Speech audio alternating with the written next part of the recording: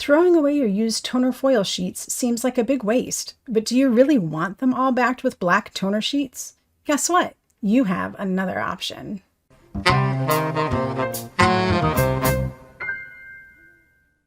Every technique video is narrated live while I'm doing the technique, so you're getting a real-time view of how the whole process works.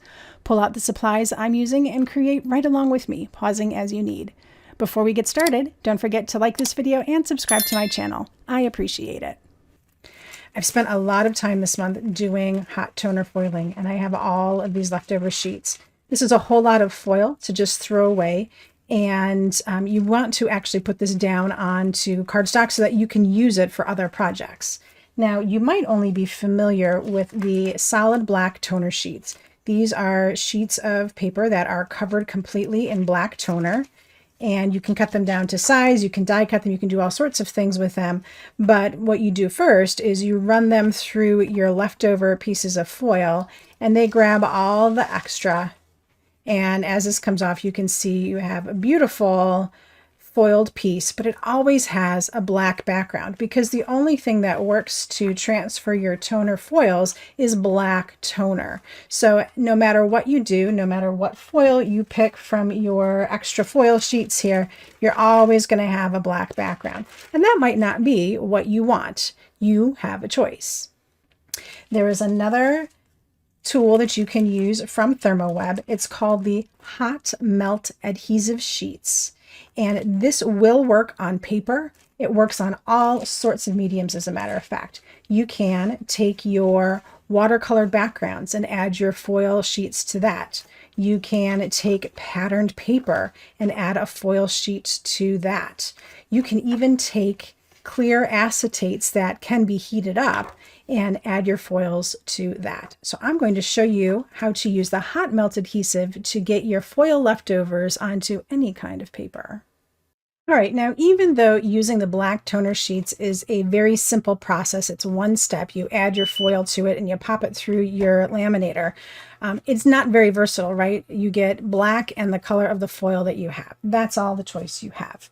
So it's worth it to get some of these hot melt adhesive sheets so that way you can have a little bit more versatility to how you use your foil remnants. So I'm going to show you 3 different ways to do that. We've got a piece of patterned paper here. I have a piece of heat resistant acetate, and I also have a piece of Yupo paper. So this is a piece that had some alcohol ink blending on it, and we're going to use this. So the first thing you need to do is cut your hot melt sheets to size. And I just have these cut down to 6-inch pieces. And I'm going to go ahead and put them with the shiny side down. This is actually the sticky part, the hot melt part. And stick this right down on my paper. Right, get that nice and lined up. So you want to have the backing on this side, and of course this is the back side of your paper. And I'm going to go ahead and run this through my laminator just like I would for any other hot toner foil. All right, so once this piece has run through your laminator, you're going to want to go ahead and peel off the backing. And what it's going to leave behind is this clear, glossy finish right on your cardstock. So this piece is ready to go for a piece of foil. I'm going to go ahead and add it onto my other 2 pieces, the Yupo paper and the acetate sheet, exactly the same way. So you put down your sheet, you put your piece of hot melt right on top of it so that they're facing each other and you've got the backing facing out. And again, you're just going to run these through your laminator so that it adheres. All right, so once you have your hot melt sheets adhered to all of your cardstock, you're going to want to start pairing up your leftover foil sheets to your cardstock. Make sure that it is something that's going to look really cool. So in the case of this project here, I can see all of that really cool mosaic through the butterflies. It's going to look really quite amazing. But I have a little bit of extra here. So if you have extra showing, take another scrap and put it over the top. This is going to melt, and if you run it through separately, it's going to stick to your laminator. So you're going to want to do just a little bit of an overlap and make sure that everything is covered, so it doesn't so it doesn't stick to your laminator. And then once you have it in place, just give it like a little bit of a press. It's going to stick just a little bit, and that's really good to kind of help get some of these little creases and bits out of your foil and get that nice and ready to go. So the more that you can work out of this, the better. There we go, that looks pretty good. And then you don't have to worry about the excess foil. That's not going to stick to anything as it goes through. We're just going to make sure that we have everything supported as we go. So like so, and I'm going to just go ahead and run this through my laminator. All right, so I have my piece run through the laminator. Let's see what kind of results we got. So remember, this was our little leftover piece. We had it overlapped just a little bit. I'm just going to go ahead and peel and just kind of like rip it off like a band-aid. All right, it took all of that foil off. And look, it's now attached to my card. So again, I'm going to find a little edge here, so I can start peeling that backing off. And again, I'm just going to kind of rip it like a band-aid. It took every bit of the foil off of my paper. And look how gorgeous that is. This is going to be an absolutely stunning card. This is a ton of foil, probably something I would cut down a little bit of, but this looks really great. And then I have this fun little strip as well that I can use for another project. So you might be wondering what happened to the remainder of the hot melt. If I ran this through, the hot melt would heat up again, but I don't intend on running it through any kind of hot machine anymore, so it should be just fine. So anywhere where the foil didn't land, there is still hot melt, and that can be foiled over if you wanted to. And I'm going to show you that when we use our acetate piece. So with our Yupo piece, you can see this is already coated. That means that our ink underneath is not going to move. It is protected, and this is heat resistant, so it's going to run right through with no problem. And again, I'm going to go ahead and pick some foils that are going to look really great with this. So I've got this nice stripe piece, and then I have another little piece with some, another piece here with, there we go, with some of our polka dots. And I'm using that piece that we just finished using with the other project, but because there's still foil left on it, of course I can use it again, and I can run this through my machine. Now I'm going to flip this 90 degrees just to make sure that I have all of my edges caught. That way this piece doesn't get caught up in my laminator when I run it through, but it just runs through the same way.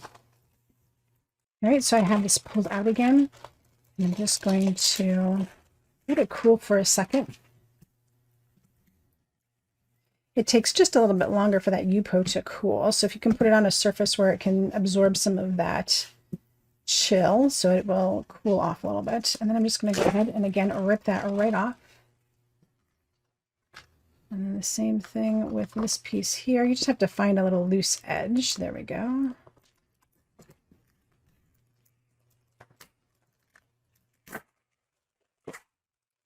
Look at that. I've got all the foil, and now it's got a really cool backing from my alcohol ink. All right, so the last one is our piece of heat-resistant acetate. So here you can see my hot melt on here, and I'm going to go ahead and take this really amazing dotty pattern and pop it right on here. I want to square this up so that it's covering all the hot melts. Just give it a nice press, make sure everything is covered, and I can work out as many of those little bubbles as I can. All right, and I'm going to run this through just like I run everything else through my laminator. All right, so this is my acetate sheet, and it is just going to cool down for a second here. There we go. Now the difference with the acetate sheet is that you are going to see these little marks in between. So even though when we pull off our backing,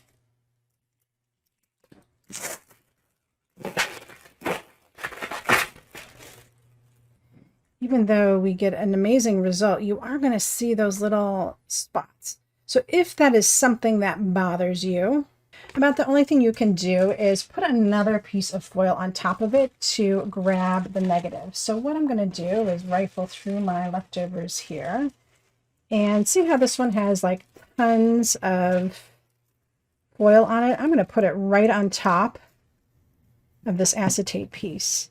And remember what I said, the hot melt is going to remain melty. So if I run this through, just like I've done everything else, even though part of it already has foil on it, you can see where that new foil is going to cover it. So we're just going to run this through. Actually, I'm going to flip it around this way. I'm going to let it grab those little dots and pop this through. All right, so that has gone through my laminator. Let's pull it up and let it cool off for a second. All right, and then pick up my edge here and rip it off. All right, so now this is so awesome. I can reuse this piece one more time and run it through again. And now I have both the dots and the diamond background. That is so, so cool. So this one is still usable, but this piece now is basically finished. I've got amazing fuchsia, and then those other dots are filled with those checks from the diamond pattern. This is what it looks like on the back side. It is so amazing. This is just a stunning piece. You're going to cut this up into smaller chunks and use this for some really cool projects. So now you know how you can get all of your foil used up. Don't throw away your leftover foil. Use it up like this with some hot melt sheets from ThermoWeb, and you will be creating amazing looking pieces using all sorts of leftovers from your stash.